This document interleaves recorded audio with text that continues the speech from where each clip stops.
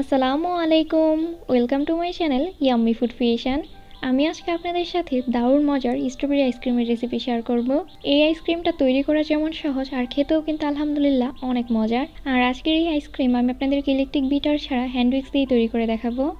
চলুন দেখে নেওয়া যাক কীভাবে খুব সহজেই এই মজাদার স্ট্রবেরি আইসক্রিম তৈরি করতে হয়। প্রথমে একটা পাত্রে half cup Vivo liquid whipped cream নিয়ে নিচ্ছি।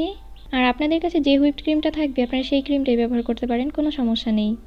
এখন একটা হ্যান্ড উইক্সের সাহায্যে খুব ভালোভাবে বিট করে নিচ্ছি। আপনারা দেখেই নিশ্চয়ই বুঝতে পারছেন আমি বাটিটা একটু কাত করে নিয়ে এরপরে বিট করছি।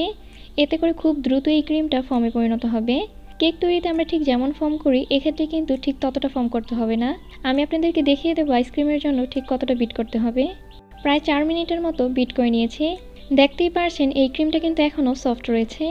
আর 1 মিনিট যদি বিট করা হয় তাহলেই কিন্তু এটা কেকের ক্রিমের মতো হয়ে যাবে। এখন এর মধ্যে 1/4 কাপ দিয়ে দিচ্ছি কনডেন্স মিল্ক। ঠিক যতটুকু আমরা ক্রিম ব্যবহার করব তার অর্ধেক পরিমাণে কনডেন্স মিল্ক ব্যবহার করতে হবে।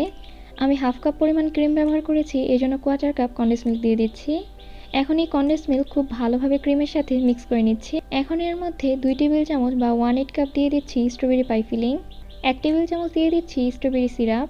1/4 চা চামচ দিয়ে দিচ্ছি স্ট্রবেরি ইমালশন। এই স্ট্রবেরি পাই ফিলিং, স্ট্রবেরি সিরাপ এবং স্ট্রবেরি ইমালশন সবকিছু আপনারা বেকিং টুলবক্সেই পেয়ে যাবেন। এখন এই সবকিছু খুব ভালোভাবে একসাথে মিশিয়ে নিচ্ছি। সবকিছু মিক্স করার পর আইসক্রিমের এই মিশ্রণটা কিন্তু অনেকটা নরম মনে হবে।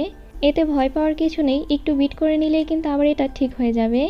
এখন এর মধ্যে সামান্য পরিমাণে দিয়ে দিচ্ছি পিঙ্ক ফুড কালার।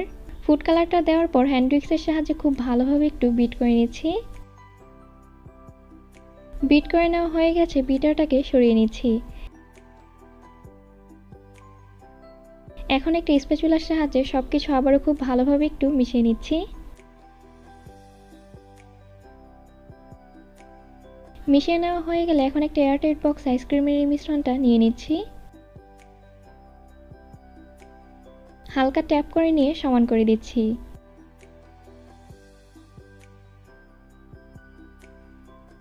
এখন এর উপরে একটা প্লাস্টিক র্যাপ দিয়ে ঢাকনা দিয়ে ঢেকে দিচ্ছি।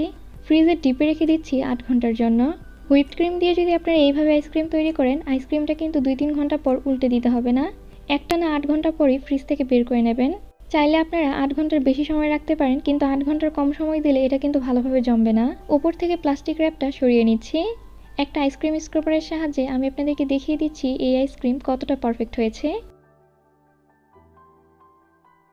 আমি আপনাদেরকে কাছ থেকে দেখিয়ে দিচ্ছি এই আইসক্রিমটা কিন্তু দেখতেও হুবহু দোকানের আইসক্রিমের মতো হয়েছে। দেখলেন তো কত সহজে ঝামেলা ছাড়াই এই মজাদার স্ট্রবেরি আইসক্রিম তৈরি করা যায়। আর এই আইসক্রিম খেতেও কিন্তু আলহামদুলিল্লাহ অনেক মজা। বাসায় অবশ্যই একবার এইভাবে আইসক্রিম তৈরি করবেন। আর কেমন হয়েছে অবশ্যই আমাকে কমেন্ট করে জানাবেন। আমার আজকের এই রেসিপি আপনাদের কাছে ভালো লেগে থাকলে প্লিজ আমার চ্যানেলটা সাবস্ক্রাইব করবেন। আর যারা সাবস্ক্রাইব করেছেন তাদেরকে অসংখ্য ধন্যবাদ। সবাই অনেক বেশি ভালো থাকবেন, সবাই সবার জন্য দোয়া করবেন। আল্লাহ হাফিজ।